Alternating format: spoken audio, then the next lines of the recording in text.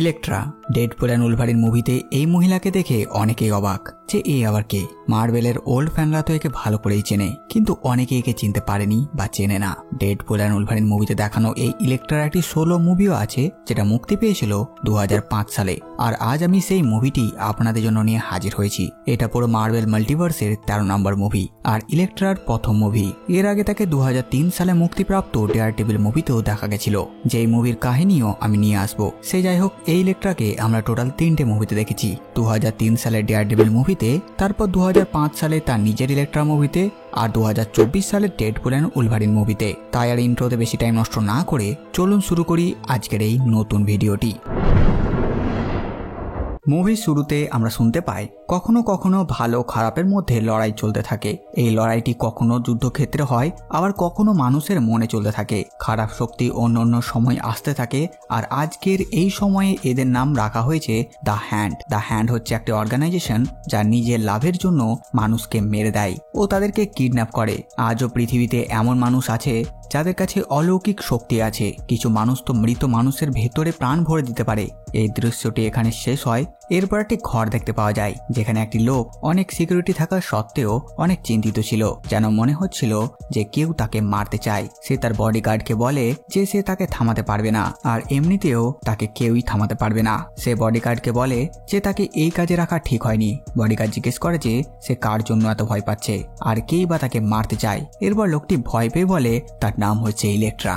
Bodyguard বলে এটা অবাস্তব কথা, কারণ ওই মেয়েটি অনেক বছর আগে মারা গেছে। সে এই কথাগুলো শুনে বলে তাহলে নিশ্চয়ই কেউ তাকে আবার জীবন্ত করেছে। সে আরো বলে তার প্রাইভেট সিকিউরিটি অনেক মজবুত, তবুও ওই অচেনা মেয়েটি আধ ঘন্টায় তার 14 জন সিকিউরিটিকে মেরে ফেলেছিল।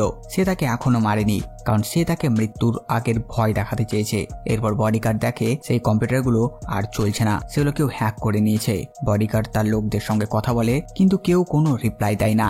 এরপর সে দেখে দরজার ওদিকে কিরকম আওয়াজ আসছে, তাই সে দরজার উপরেই গুলি চালাতে শুরু করে। তারপর বডিগার্ড যখন দরজা খোলে, সে বাইরে কাউকেই দেখতে পায় না, কিন্তু কিছুক্ষণের মধ্যে এক অচেনা মেয়ে তার গলায় অস্ত্র রেখে তাকে ওয়ার্নিং দেয় ও বলে যাতে সে এখান থেকে চলে যায়। কিন্তু ওয়ার্নিং দেওয়া সত্ত্বেও বডিগার্ড তার উপর আক্রমণ করে, তাই মেয়েটি বডিগার্ডকে মেরে দেয়। এরপর মেয়েটি ওই ঘরে প্রবেশ করে ও ওই লোকটির কথায় আমরা বুঝতে পারি এই মেয়েটি হচ্ছে ইলেকট্রা।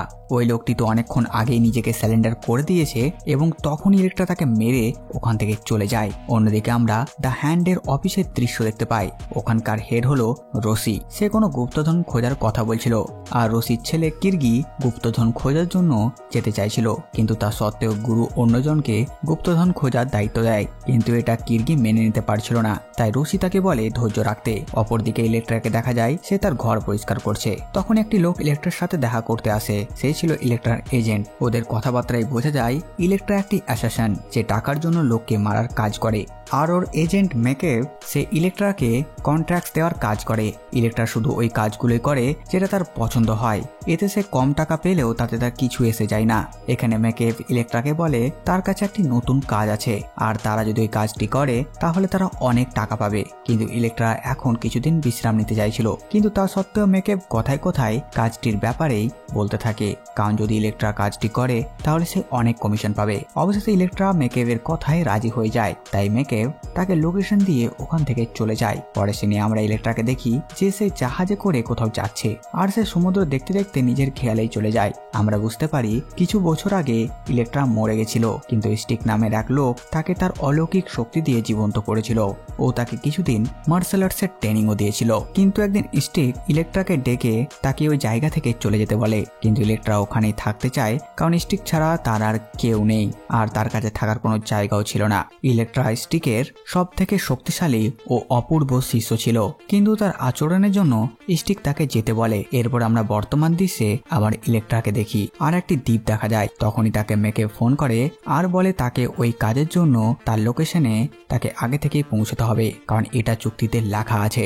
এই কথাটা ইলেকট্রাকে আজব লাগে, তো সে রাজি হয়ে যায়। এরপর ইলেকট্রা তার লোকেশনে যাওয়ার জন্য রওনা দেয়, আর সে সমুদ্রের পাশের একটি দ্বীপে চলে আসে। সেখানে পৌঁছে সে প্রথমে সমুদ্রে স্নান করতে যায়। স্নান সেরে সে যখন ঘরে আসে তখন তার মনে হয় ঘরে কেউ আছে, তাই ঘরে সে চারিদিকে দেখতে লাগে।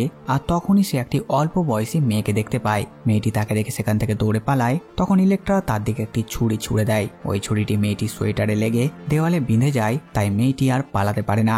এই মেয়েটির নাম হচ্ছে অ্যাবি মিলার। অ্যাবি নিজেকে বাঁচানোর জন্য বলে এই বাড়ির মালিক তার বন্ধু, কিন্তু ইলেকট্রা অ্যাবির করা চুরি ধরে ফেলে। অ্যাবি ইলেকট্রার একটি লকেট চুরি করেছিল।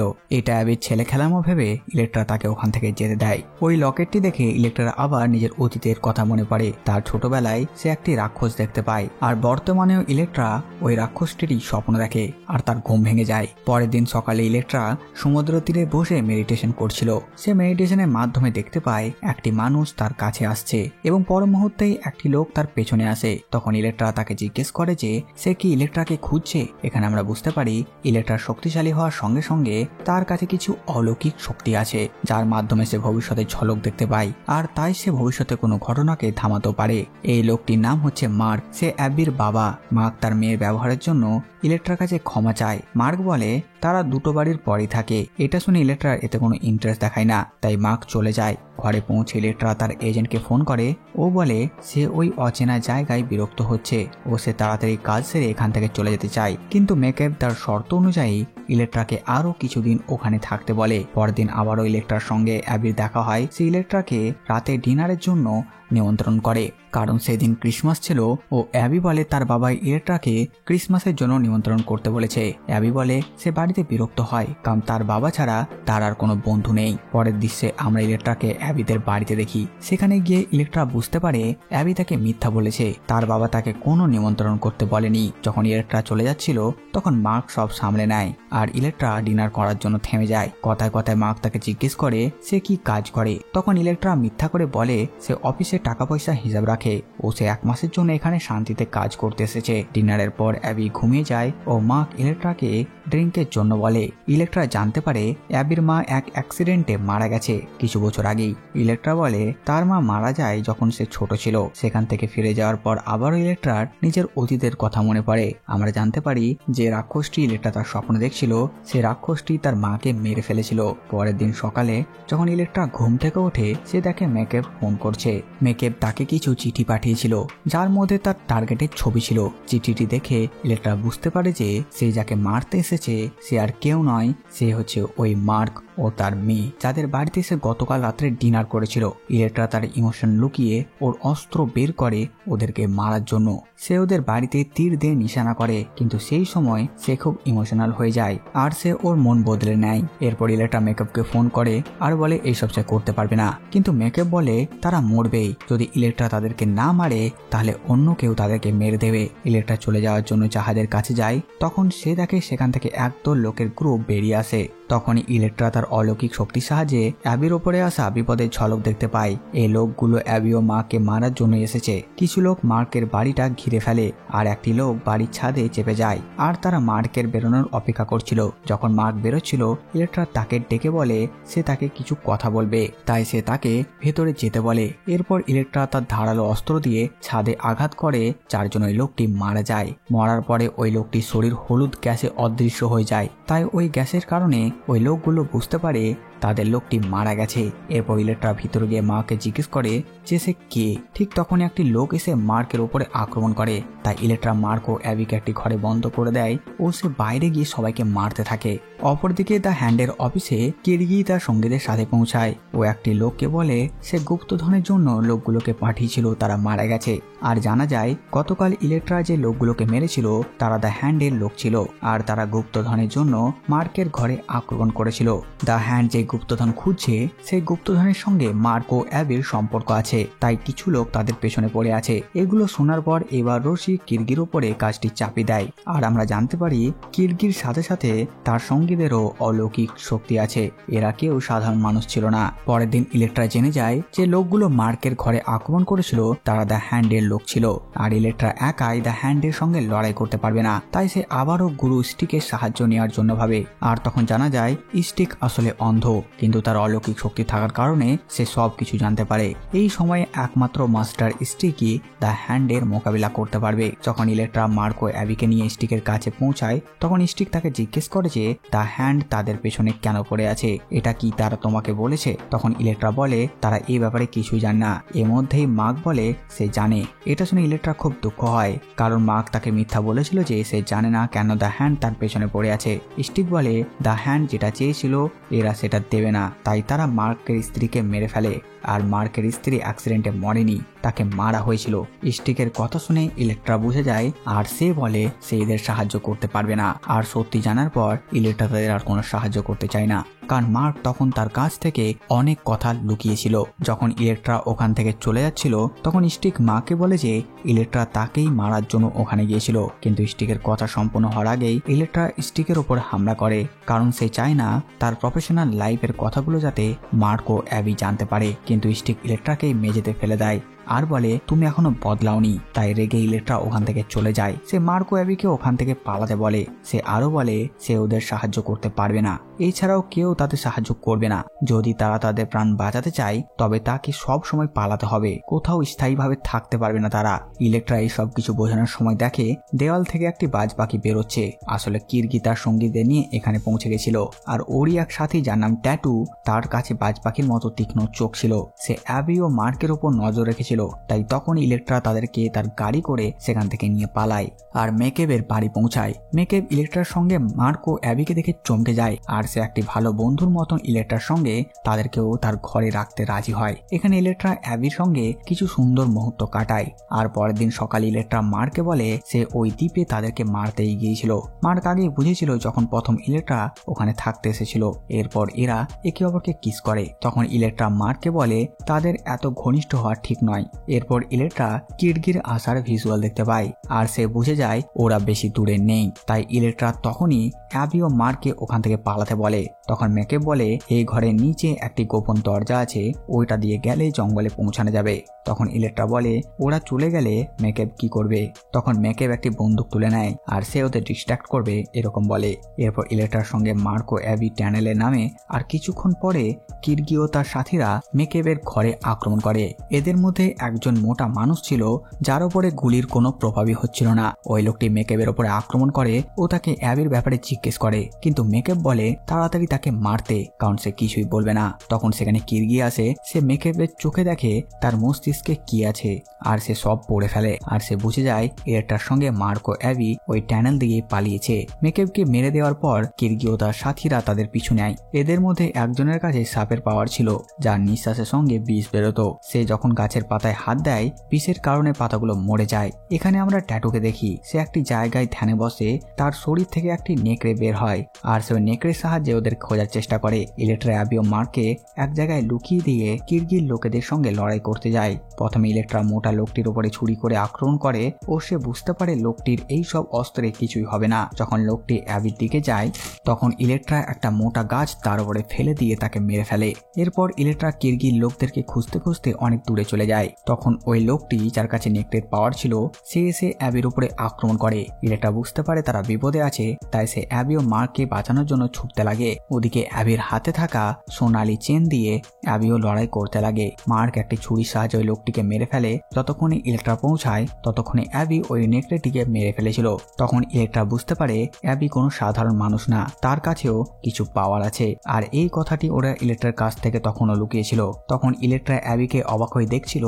ঠিক তখনই সেখানে স্নেক পাওয়ার এসে ইলেকট্রাকে কিস করে আর তার বিষের জন্য ইলেকট্রার দেহ ঠান্ডা হতে লাগে ও সে নিজের শরীরকে নাড়াতে পারে না। যখন অ্যাবি বিষকন্যার সাথে লড়াই করতে লাগে তখনই সেখানে কিরগি এসে অ্যাবিকে থামায়। ওদের কথাবার্তায় বোঝা যায় দ্য হ্যান্ড যে গুপ্তধনের জন্য বলেছিল সেটা হচ্ছে অ্যাবি। তারা অ্যাবিকেই গুপ্তধন বলছিল ও তাকে তাদের দলে ভরতে চাইছিল যাতে তারা নিজেদের সুবিধার জন্য অ্যাবির শক্তি কাজে লাগাতে পারে। কিরগি তাকে নিয়ে যাচ্ছিল।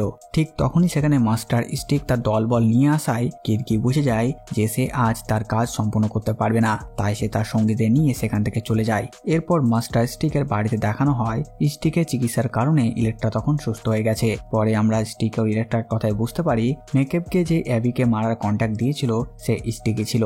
আসলে যেদিন স্টিক তার বাড়ি থেকে ইলেকট্রাকে বের করেছিল সেদিন থেকে ইলেকট্রার পরীক্ষা শুরু হয়ে গিয়েছিল। স্টিক চাইতো যে ইলেকট্রা মানুষের সঙ্গে সম্পর্ক বানাতে শিখুক এবং তাদের সম্মান করুক, তাই সে কিছুদিন আগেই ইলেকট্রাকে তার টার্গেটের লোকেশনের কাছে যেতে বলে যাতে তার অ্যাবি ও মার্কের সাথে সাক্ষাৎ হয়। আর ইলেকট্রা ভাবে যদি সে পরীক্ষায় ফেল হতো তাহলে তার কারণে দুজন নির্দোষ লোকের জীবন চলে যেত। তখন মাস্টার স্টিক বলে কিছু জিনিস শেখানো হয় না, যেটা নিজে থেকে করতে হয়। তুমি যখন প্রথম এখানে এসেছিলে তোমার মধ্যে অনেক রাগ ছিল আর তোমার ভালোর মধ্যেও খারাপ লুকিয়েছিল, আর কাউকে হত্যা করা তো সঠিক সমাধান নয়। আমি প্রথম থেকেই জানতাম যে তোমার মন খুব ভালো, কিন্তু এটা তোমার বোঝা উচিত ছিল।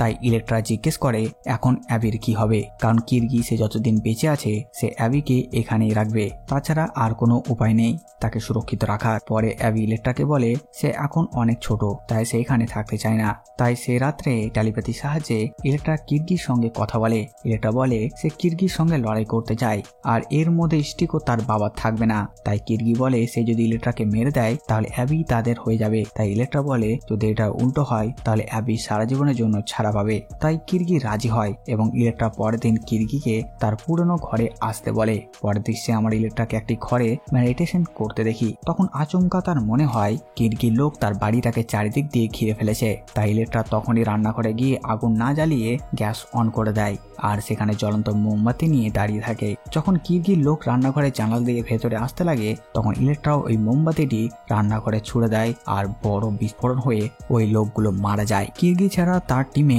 আর দুইজন ছিল, ট্যাটু আর সেই স্নেক। তাই ইলেকট্রা হল রুমে এসে কিরগির অপেক্ষা করে আর তখনই তার পাশে থাকা কাপড়গুলো উড়তে লাগে। ইলেকট্রা বুঝে যায় কিরগি চলে এসেছে আর তাকে ডিস্ট্র্যাক্ট করার জন্য কিরগি ওই কাপড়গুলো ওড়াচ্ছে। হঠাৎ কিরগি ইলেকট্রার উপরে আক্রমণ করে আর তাদের লড়াই শুরু হয়। কাপড়ের মধ্যে কিরগি হঠাৎ অদৃশ্য হয়ে যায় আর সে টেলিপ্যাথির সাহায্যে ইলেকট্রাকে বোঝায় যে ছোটবেলায় সে যে রাক্ষস দেখেছিল সেটা আর কেউ নয়, কিরগি নিজেই ছিল। কিরগি নিজের স্বার্থে ইলেকট্রার মাকে মেরেছিল।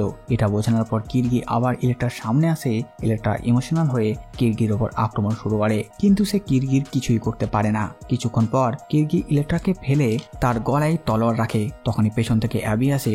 তখন কিরগি ইলেকট্রার ওপরে জোরে আঘাত করে তাকে দূরে ফেলে দেয়। এরপর কিরগি অ্যাবিকে বোঝায় যে তার এবার নতুন মাস্টারের দরকার। এই সুযোগ পেয়ে আবারও ইলেকট্রা অ্যাবিকে সঙ্গে করে নিয়ে পালায়। অ্যাবিকে বাঁচানোর জন্য ইলেকট্রা ঘাসের তৈরি একটি মেজে ঢোকে। ছুটতে ছুটতে অ্যাবি ইলেকট্রা আলাদা হয়ে যায়। ওদিকে ট্যাটু মেডিটেশন করে আর তার শরীর থেকে অনেকগুলো সাপ বের হয় যেগুলো সে অ্যাবির দিকে ছুড়ে দেয়। ওই সাপগুলো অ্যাবিকে ঘিরে ফেলে। ইলেকট্রা এইসব কিছু তার শক্তির মাধ্যমে জানতে পারে, কিন্তু সে অ্যাবির লোকেশনের খোঁজ পাচ্ছিল না। তাই ইলেকট্রা ওই মেজ থেকে বের হয়ে ট্যাটুর কাছে গিয়ে তার গলা মটকে দেয় ও সে মারা যায়। তার মৃত্যুর কারণে অ্যাবি সাপের দল থেকে বেঁচে যায়। এরপর যেখানে সেই স্নেক আছে সে অ্যাবিকে বলে জানো কখনো সবাই আমাকে গুপ্তধন বলতো আর আমি চাই না যে কেউ আমার জায়গা নেই, তাই তোমাকে মরতে হবে। এই বলে সে ফুঁ দিয়ে অ্যাবিকে বিষ দিয়ে দেয়। ওদিকে কিরগি ও ইলেকট্রার মধ্যে খুব ভয়ঙ্কর লড়াই হয় আর লড়াইয়ে কিরগি জিতে যাচ্ছিল। সে মেরে ইলেকট্রাকে অজ্ঞান করে দেয়। অজ্ঞান হওয়া অবস্থায় ইলেকট্রা অ্যাবির অবস্থা দেখতে পায়। তখন কিরগি ইলেকট্রাকে অজ্ঞান ভেবে মারতে আসে, তখন ইলেকট্রা তার ছুরি দিয়ে কিরগিকে মেরে ফেলে। এরপর মন দিয়ে ইলেকট্রা অ্যাবির লোকেশনে খোঁজ করে আর সে খুব জোরে তার ছুরি মেঝের দিকে ছুড়ে দেয় আর ওই ছুরি গিয়ে সে স্নেকের মাথায় লাগে আর সে মারা যায়। তাই ইলেকট্রা বুঝতে পারে স্নেকের বিষের কারণে অ্যাবি মারা গেছে। পরের দৃশ্যে আমরা ইলেকট্রাকে অ্যাবি চিকিৎসা করতে দেখি। সে তার মাস্টারের নিয়মগুলি স্মরণ করে আর অ্যাবিকে বাঁচিয়ে তোলে। এই ঘটনার পর যখন অ্যাবি পুরোপুরি সুস্থ হয়ে যায় তখন অ্যাবি ও মার্ক এটাকে ধন্যবাদ জানায়। আর ওখান থেকে বেরোতেই ইলেকট্রার সাক্ষাৎ হয় মাস্টার স্টিকের সাথে। ইলেকট্রার কথায় বোঝা যায় সে এবার তার মাস্টারকে সম্মানের চোখে দেখছে। অ্যাবির মতনই ইলেকট্রা এবার একটি নতুন জীবন পেয়েছে। সে জানতে পারে রাগ ও ঘৃণা ছাড়াও এই পৃথিবীতে অনেক কিছু আছে যার মূল্য জীবনের চেয়েও বেশি। আর এরই সাথে এই মুভিটি এখানেই শেষ হয়ে যায়। তো বাস বন্ধুরা, এই ছিল ইলেকট্রা মুভির সম্পূর্ণ কাহিনী। আপনারা কমেন্ট করে জানান ভিডিও আপনাদের কেমন লাগলো। সাথে সাথে আমি আসছে একটা নতুন ভিডিও নিয়ে। আমি প্রিন্স সালমান আর আপনারা দেখছিলেন বং লাভ মুভিজ।